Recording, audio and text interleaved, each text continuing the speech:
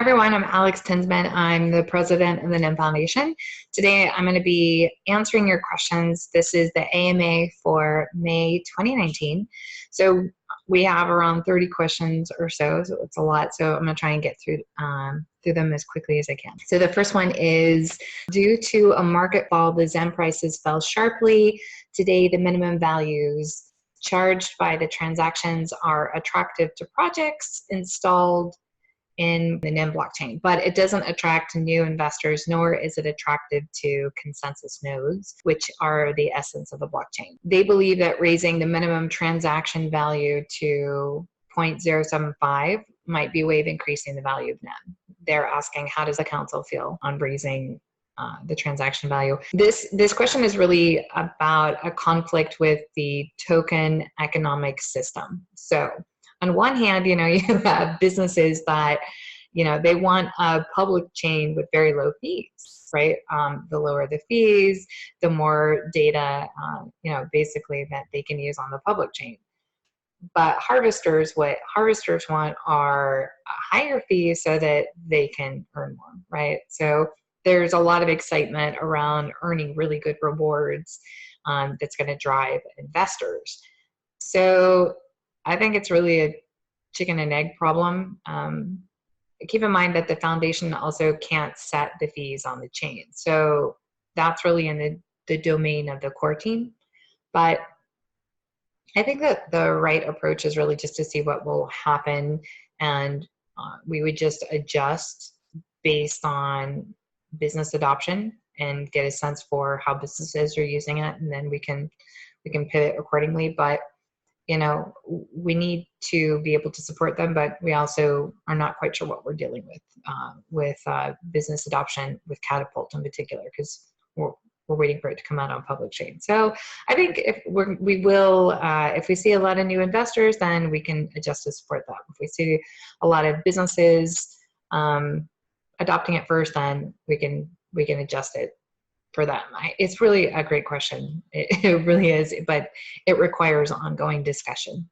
So the next question number 2 is there a specific date for Catapult? Our roadmap is still targeting Q3, Q4. Hasn't changed. You can check out the roadmap on Nimberia and in Red. Those are our Telegram channels pinned at the very top. You can also go to the forums and read the roadmap there. But we have to do bug testing, so I can't give you a date because there's a lot that goes into that date. I'm not going to give a date and then have not have it ready for everyone to be using because we have bugs. So we're working with the core team on that, and when it's ready, it'll be ready. But it will launch in Q3, Q4. The devs have been very clear about that.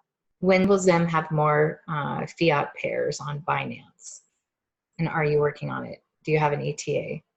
Yeah, we have business development teams that are always working with exchanges, always. And you're never going to know because you can't actually disclose if you're working with an exchange, or else the exchange will pull you. So what happened to all the country heads? Well, we moved to a different structure. We're now product focused, and some of those country heads became leads in the new product focused organization. It's a good thing because we now have a better foundation to move the ecosystem forward and do it in a more efficient and effective way.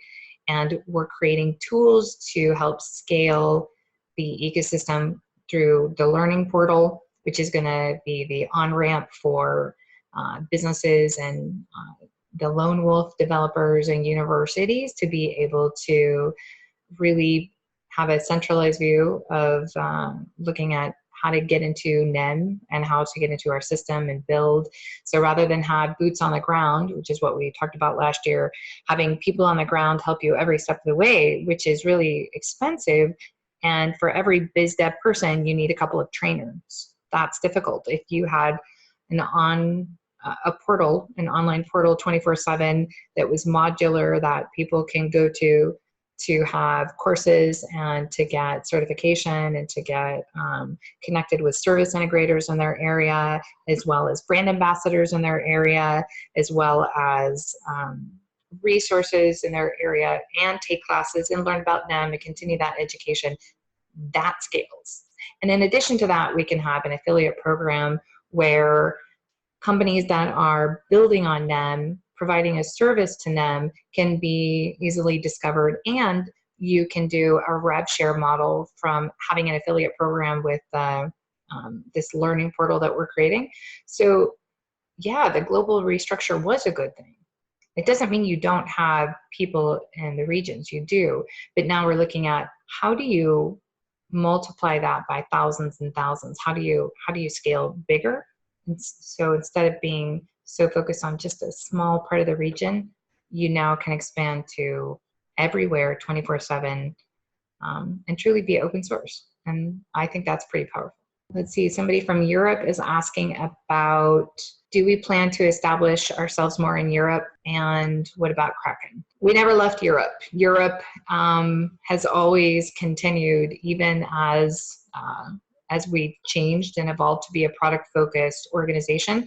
So Christoph van der Eck still leads Blockchain for Europe, leading the initiatives that are coming out of Europe, working with governments and massive businesses and partners to help foster blockchain in Europe. So none of that has changed. He still continues that. And in fact, we're still working with, Christoph is a brand ambassador for NEM, so he continues all the great work that he did before. We still have Paul Riker, who's working as a independent, we call him independent contributors, but really it's a consultant. So he's managing some of our partnerships and also working in specific product focused areas like security tokens and the learning portal and partnerships. So also we still have quite a large dev team that is in Europe and still is working with partners. So it hasn't gone away, it's just kind of changed with the reporting structure and then the focus for where we see will have the most impact for Europe. That's why we want Christoph to stay leading Blockchain for Europe, right? To have those opportunities. As far as Kraken, man, I would love to see us on Kraken. I'm a huge fan of Kraken. I'm gonna go back to the conversation that I had earlier with you guys. I would love to talk about exchanges and whether or not we are working with exchanges, but I can't talk about that because then we don't get on those exchanges. So yes, I would love to be on Kraken. No, I'm not gonna tell you if we're gonna be on Kraken. So what is the medium to long-term vision and short to medium-term price reduction? What and who can support these points? Another, you guys with your price speculation. Yeah, I don't do price speculation. Next one is on NEM is loved by the Japanese community. Yes, it is. We started there and everybody knows I have a crush on the Japanese community. It's one of my favorites. Is there a plan for NEM to be included in the BitFlyer list?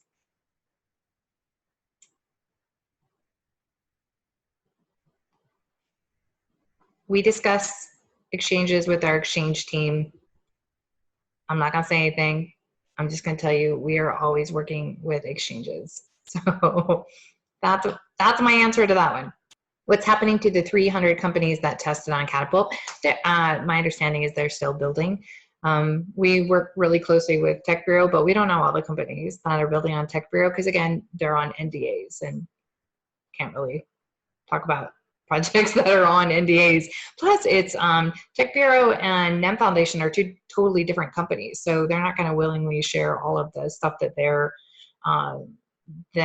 their clients are building on their platform. They are a turnkey solution for permission chain. That's what they do really well, right? So last year in Q1, NEM ordered 20,000 XPOS devices from PundiX.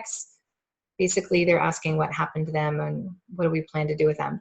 We're having conversations with that team now. So you're right, we have these machines, they should be getting placed in retail shops, there should be a strategy around it, and now we've been having the discussion around what that looks like.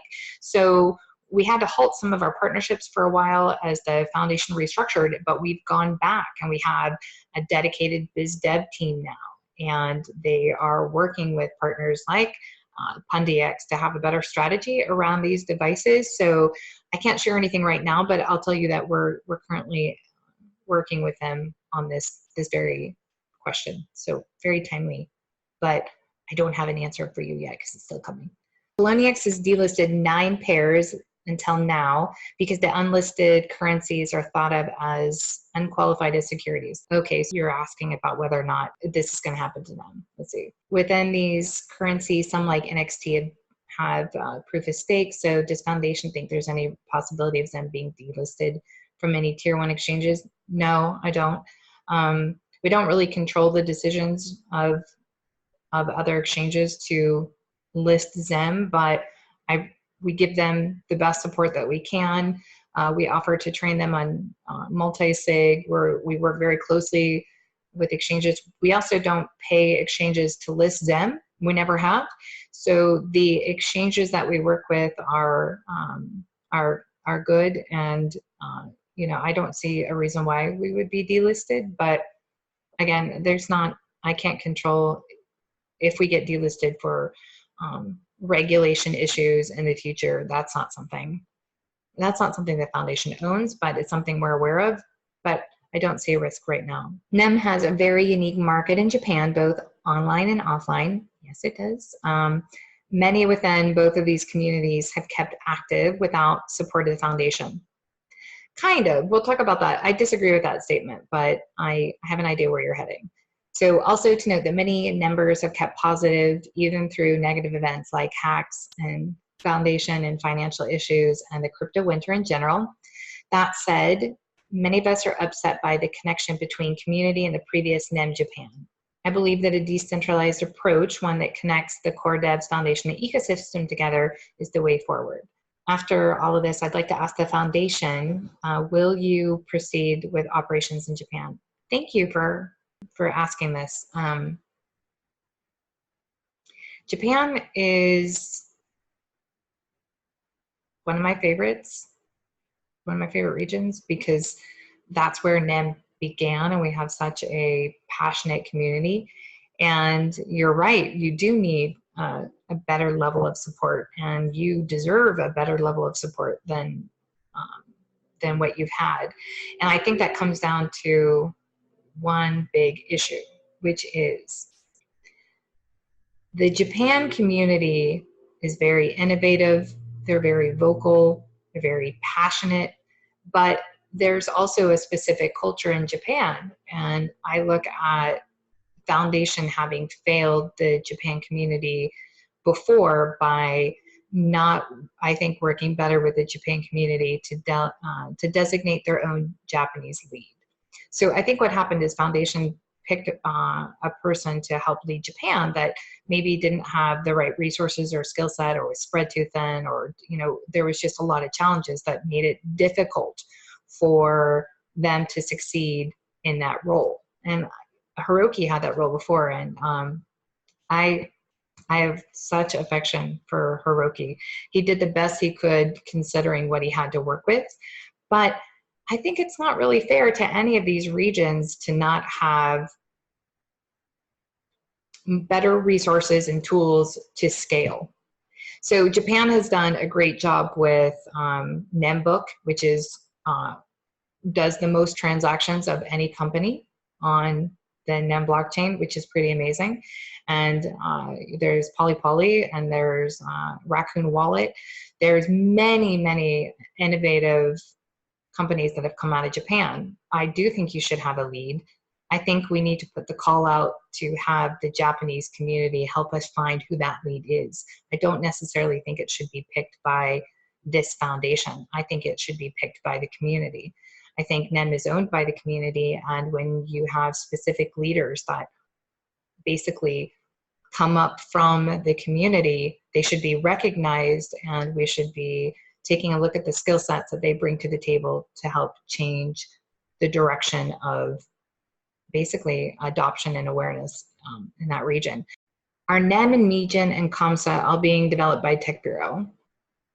And if so, do Meijin and COMSA use the same source code? I asked Nate about this. Nate, who works over at Tech Bureau, also heads at POC.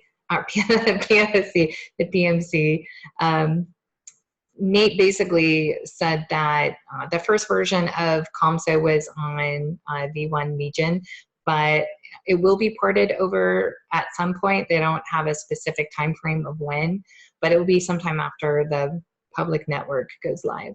Okay, so the next question is, I understand that regions are now gone. Not really gone, they're different, but however, I'd like to know how many countries NEM has offices and teams in. They're still all over the world. So we haven't lost any regions. We still have community members and foundation members working in every region that we had before, just we don't have as many. I don't know the regions off the top of my head. By the time I post this in the forums, maybe we'll look. I'll have the team look on my behalf, but I don't know off the top of my head, but there's no region that doesn't have people in it now. Every region still does. So I'm asking, since it's difficult to keep scrolling through chats. Okay, so they just want to know where they can route people in their region. I think that's fantastic. So the learning portal that we're working on for that on-ramp that I talked about earlier, it's going to be localized in different languages. It's where you can send people to learn more about NEM and to get into the wider ecosystem. It will connect you with brand ambassadors and service integrators in your area. So there'll be a widget in the website basically where you can come in and do training, or you can say, oh, you know, I'm a small business looking for blockchain development with NEM, somebody who can help me. And then they basically get connected in the widget to service integrator in their area or brand ambassador. And these people are vetted in advance by the foundation saying, yes, you are a partner of the NEM ecosystem and we can refer people to them. It's a smarter way for us to scale. Again, to go back to just having one or two people, it's boots on the ground, is not going to scale. We need an onboarding platform that is more centralized and can get people the information they need when they need it 24/7 and connect them with all different facets of the ecosystem. So that's what we're building. So I would say send your friend to the website, or if they have questions, they can ask in help desk and we can get them routed to the appropriate person that we have available in the foundation now until we have the portal built, and then they can do it themselves. This is a tough one. You've seen 3 council members leave so far. Can you please tell us the reasons for leaving? I can, but this is going to be a longer answer because it's going to be a more humanized answer. So I think people stay in roles or leave roles for a lot of different reasons. And sometimes the role becomes too much and it's not a position that maybe you want to do. So people get burnt out and they're like, I'm gonna leave. Sometimes the role was just never the right fit in the first place and that person is asked to leave or has to just is going to be happier in the long term if they are matched with different opportunities. And sometimes the role changes and so it's not a great fit. So it really just depends. I would say in the case of Nelson Valero and in the case of Hiroki Kaga and in the case of Mark Price, they all left for different reasons, and I'm going to be honest with you, you don't go through a massive reorg with 150 people and not expect that there's not going to be changes from top down. There always is. That's the nature of business. So the next thing I have is, if I'm not mistaken, there's plans to put in a CRO in place to become a profitable entity. What's the status of this and how far in the process is the foundation? We're interviewing. We have someone who's really good that we've been chatting with, and I'm super excited about that. Profitability of the foundation has been in full force. The Malaysia Blockchain Center has brought in around $300,000 in annualized revenue just for this year. They brought in $18,000 just last month alone. We have a bunch of contracts that are happening now. For the first time, we are really seeing significant revenue coming in from training from doing courses, from doing strategic partnerships. I'm pretty excited about our affiliate program that we've put into place.